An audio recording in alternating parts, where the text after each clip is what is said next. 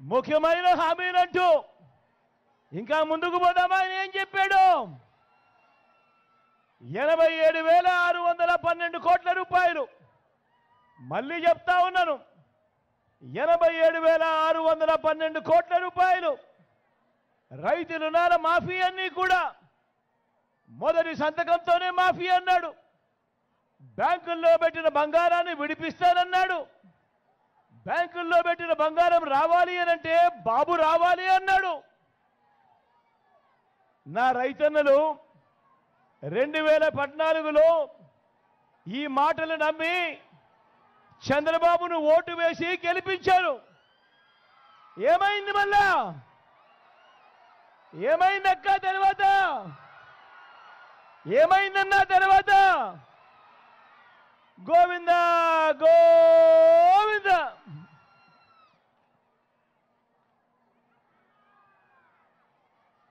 ఇంకా ముందుకు పోదామా? ఇంకా ముందుకు పోదామా? ఇంకా ముందుకు పోదామా అన్నా? ముఖ్యమైన హామీలంటూ 14,205 కోట్ల రూపాయలు డ్వాక్రా సంఘాలకు సంబంధించిన రుణాలన్నీ మాఫీ చేస్తానన్నాడు. ఇదే పెద్ద మనిషి చంద్రబాబు నాయుడు గారు 2014 ఎన్నికలకు ముందు ఎన్నికలయ్యాయి. నా అక్క చెల్లెమ్మలు చంద్రబాబు నాయుడును నమ్మారు. అప్పట్లో ఓటు వేశారు. ఓటు వేసిన తర్వాత ఏమైంది? ఓటు వేసిన తర్వాత ఏమైంది? ఓటు వేసిన తర్వాత ఏమైంది? గోవింద గోవింద.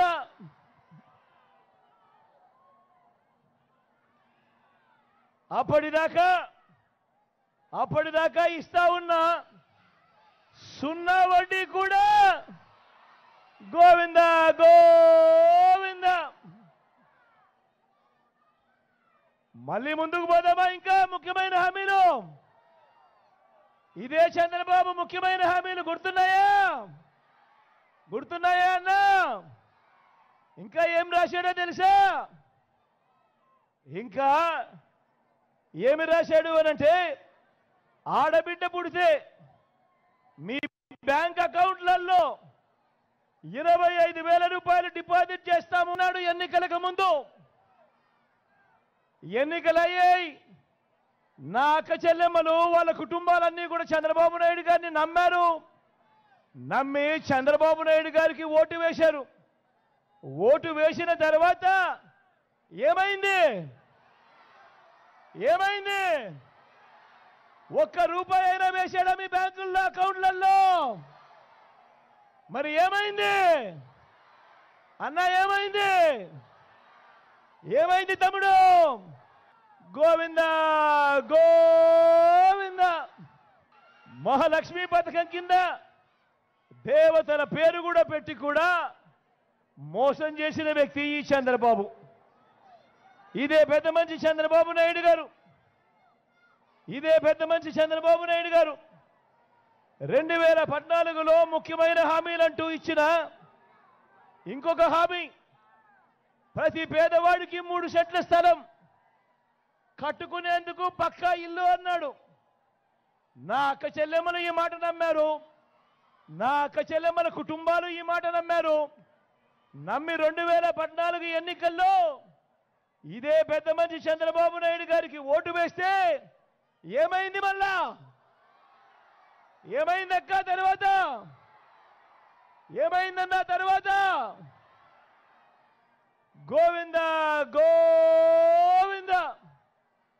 కనీసం ఏ పేదవాడికైనా ఒక్కటంటే 1 సెంటు స్థలమైనా కానీ కట్టుకునేందుకు ఇంటికి ఇచ్చాడా అని అడుగుతా ఉన్నాను ఈ సందర్భంగా.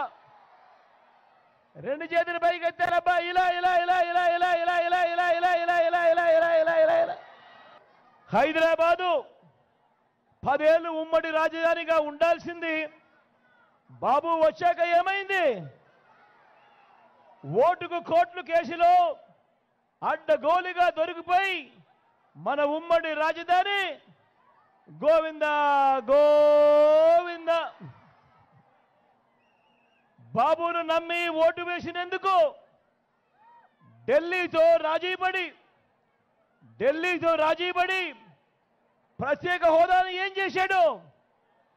దాన్ని గోవింద గోవింద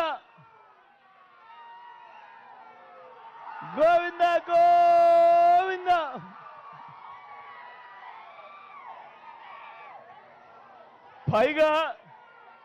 పైగా ప్రత్యేక హోదా ఏమైనా సంజీవినియా అని చెప్పి బరి తెగించి కూడా మాట్లాడాడు ఈ పెద్ద మనిషి.